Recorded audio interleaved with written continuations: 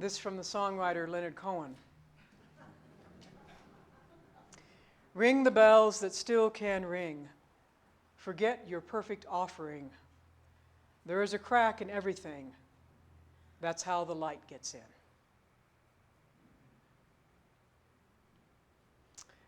This morning has a lot to do with brokenness.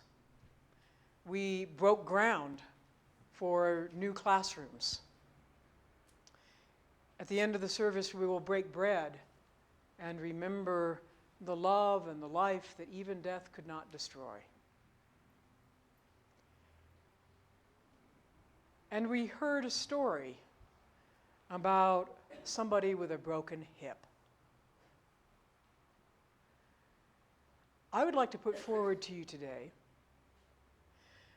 that in the same way as we talked about a few weeks ago, yes, we believe in a God of grand and glorious things, but we also believe in a God of small things. A God who created heaven and earth and mountains and sunrises and sunsets, but also that teeny little flower that pushes up through the dark earth. That one smile of a friend or a child that can turn a whole day around. God of small things.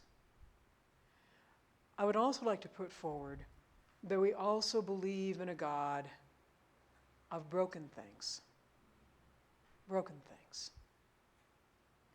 Broken ground to bring forth new life, new spaces for children and youth, adults, not only in this church but in the wider community.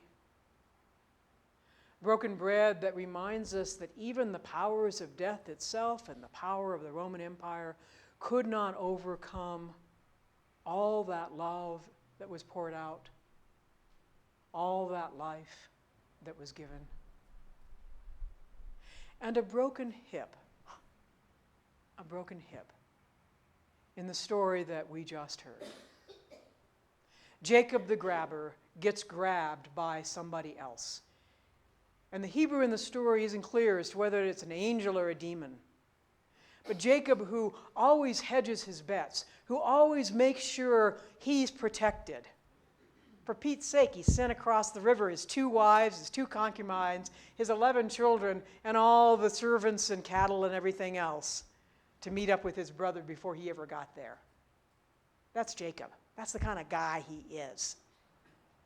And so he thinks he's safe and sound this side of the river, and instead, somewhere in the middle of the night, something grabs him. Angel, demon, we don't know what it is. And they wrestle to the ground.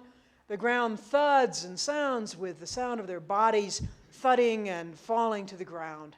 And neither one of them prevail with each other.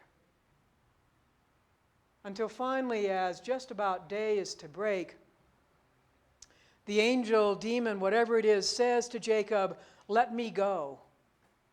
And Jacob says, "I will not let you go, not until you bless me. Not until you bless me." And Jacob, for the first time, really gets more than what he asked for. Because in fact, he gets that blessing. But he gets 2 other things as well. He gets a new name.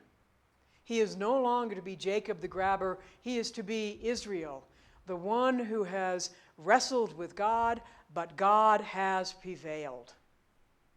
He lost for the first time in his life. And his name lets him know that. And everybody else know it. And the second thing he gets, his hips out of joint. And he limps. Not just then, but then on. And so as the day finally breaks and the angel demon vanishes, Jacob finally has enough, whatever it takes, to cross that River Jabbok as the sun is rising on a new day. And he does so, yes, with a blessing, but also with a new name and with a limp. With a limp. A tangible reminder that God had in fact prevailed in his life. a blessing of a new relationship, a new understanding of who he was in relationship with this powerful mystery called God. Sometimes God gets to us through the brokenness. That's where the light gets in. We see it with rivers. For the life-giving flow of a river, it cuts through hard rock, the hardest of rock. How did the canyon become grand? All that water, all those rivers, all those streams, cutting through to new life. The God of broken things, the God who can use the brokenness of the good earth to make new classrooms for children. The God who can come to us in the brokenness of bread and offer us new life. The God who came to Jacob and offered him that blessing and a new way of being in relationship with the mystery and power of God. The God who comes to us, and in the words of William Sloane Coffin, continually reminds us there is more grace in God than hurt in us, more wholeness in God than brokenness in us, more life in God than death in us. The God of broken things. And the call to be open to those new possibilities, even in the midst of such brokenness. I was made aware of that in a new way this last summer, at the beginning of the summer when I spent time in refugee camps working with women and documenting the lives and stories of women, both who are refugees from Mosul in Iraq, northern Iraq, and especially the women who are from the Yazidi area of Iraq up in the northeastern corner. The Yazidi people are not Muslim, they're not Christian, they're not Jewish, they're a mountain people that have lived in that upper mountainous area between Iraq and Iran for hundreds of years. They worship something they call the peacock angel. They are very grounded in the earth and in the mountains in which they have lived. They're basically a mountain village people. And they've been caught in the crossfire for generations. And 3 years ago, when ISIS swept through that part of northern Iraq, conquering Mosul, conquering other cities, wanting to set up a caliphate, they reserved particular horror for the Yazidi people.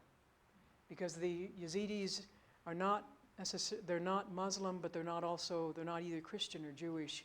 The Yazidis experienced more terror and horror than any other people conquered by ISIS in that time. I will not go into great detail. But suffice it to say, I sat through interviews with Yazidi women that I could not even imagine I was still in the 21st century in terms of what they have experienced as women, as mothers of both daughters and sons.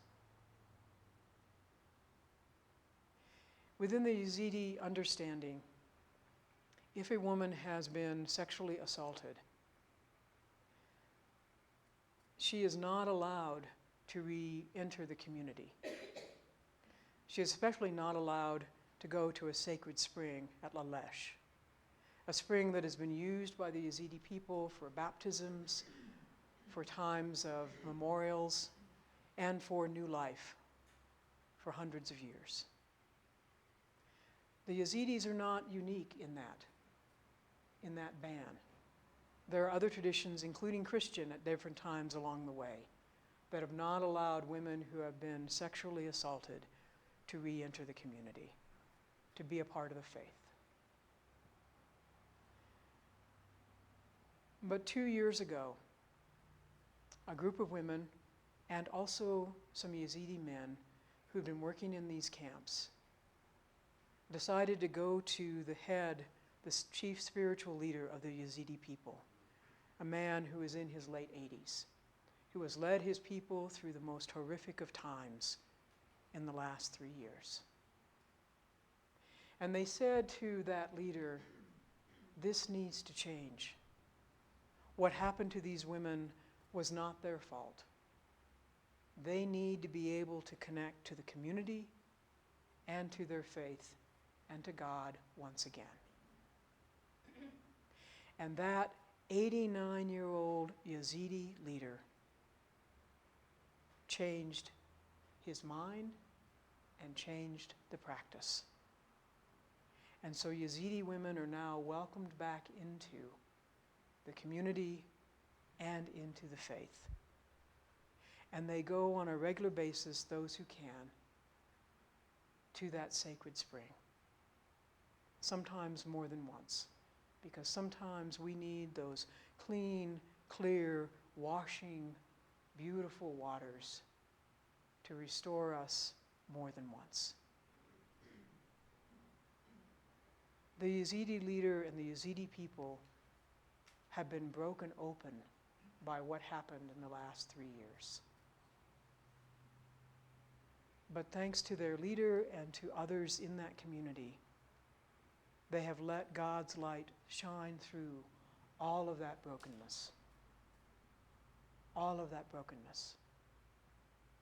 So that the people, women, men, children, can reunite as a community with one another and with the mystery, the power, the healing of God. We are a people also, my brothers and sisters, who can believe in a God of broken things. Broken bread, broken ground, Jacob with his broken hip. Because he crossed over that River Jabbok, yes, with that brokenness, but yes, also with a new name, Israel, and with a blessing, and with a new way of being in relationship with the mystery and power of God, a God of brokenness, in whom there is more wholeness than brokenness in any of us. Forget your sacrifice of perfect things. The crack. The crack. That's how the light gets in. Thanks be to God.